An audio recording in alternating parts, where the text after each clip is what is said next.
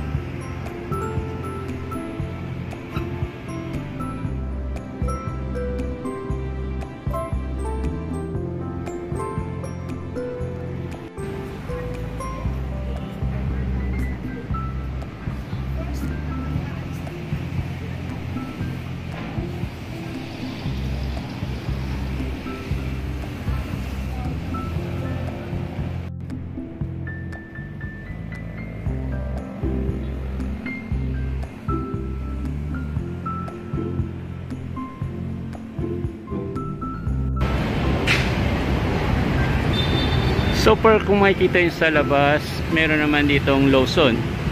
Tapos meron naman ditong Korean food, pancake house, at mga Korean and Chinese restaurant.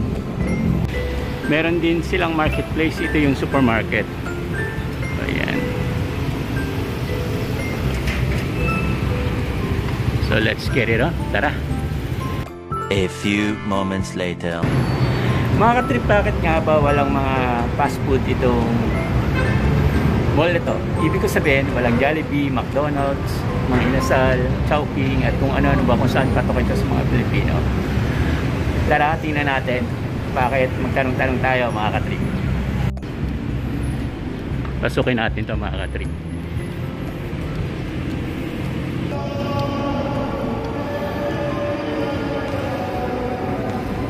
So narito na po tayo sa M Live Mall mga katrip. So pasyalan natin itong itsura ngayon ng mall na to. So sa kabila nito merong Japanese cuisine, Japanese restaurant. So akyat tayo kung anong meron dito sa itaas mga katrip. Itong M Live Mall along EDSA to, along EDSA and Macapagal Avenue dito sa Pasay City papuntang Mall of Asia. So yan, narito na po tayo sa second floor ng Met Live.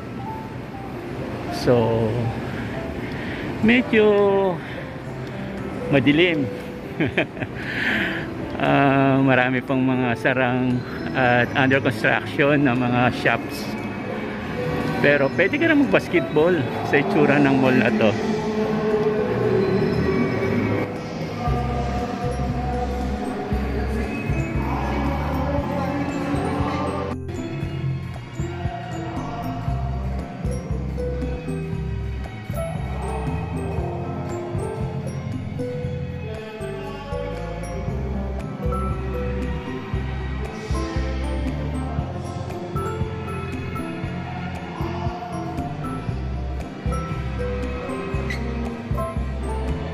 Mga katrip, kung ano yung napuntahan natin last 2 years ago, ganun pa rin dito.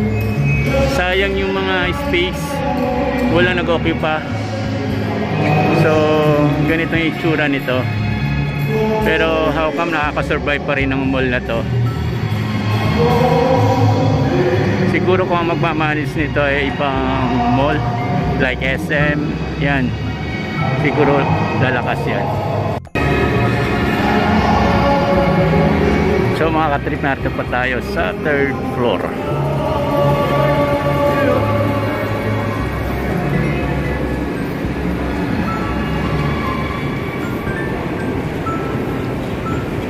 Pagdating sa 3rd floor, ang dami pa ring saradong mga pwesto, mga katrip.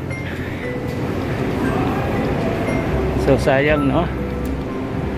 Ang daming bakante, ang daming mga sarado pang mga establishmento.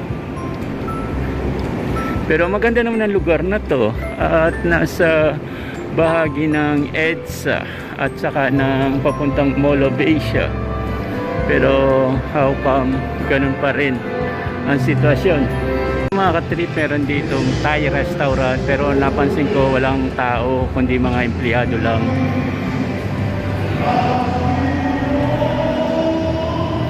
So we're walking along the hallway of the M Live Mall, at ito naman meron naman ditong children's ano bang tawag dito? Cheeky Monkeys Play, Learn, Celebrate. Yan.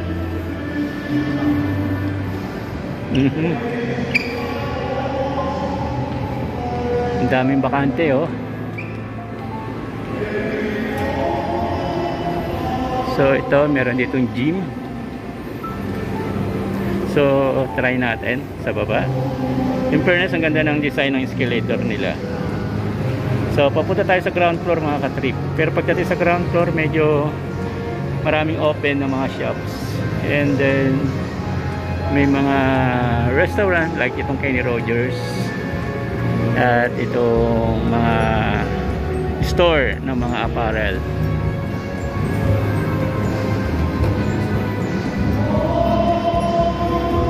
So yan, nasa ground floor na po tayo, and sa side ko ang Kenny Rogers, pero parang wala silang customer. Yun, medyo matao lang itong Starbucks. Ang kahit saan naman ilagay mo ang pwesto ng Starbucks, talagang tatauhan yan, mga katrip.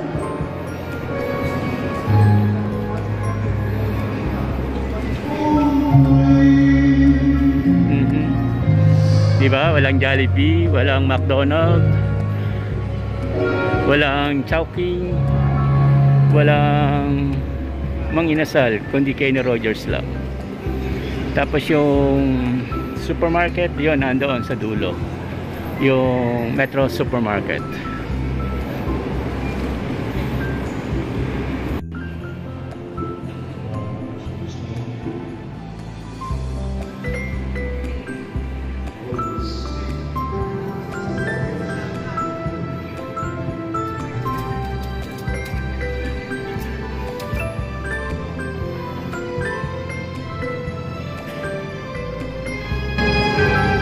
So palabas na tayo, mga katrip. So here we go. Yan. Ito yung Double Dragon Mall, and it's 101 Hotel. And then mga offices, buildings, Uniqlo, and Starbucks. Mga katrip, hanggang dito na lamang, at hoping nag-enjoy kayo at ay pasyal ko kayo muli dito sa ME Live Mall dito sa Pasay City. Until next time, so ingat mga katrip, and God bless, and pa-share na lang ng video na to. Thank you.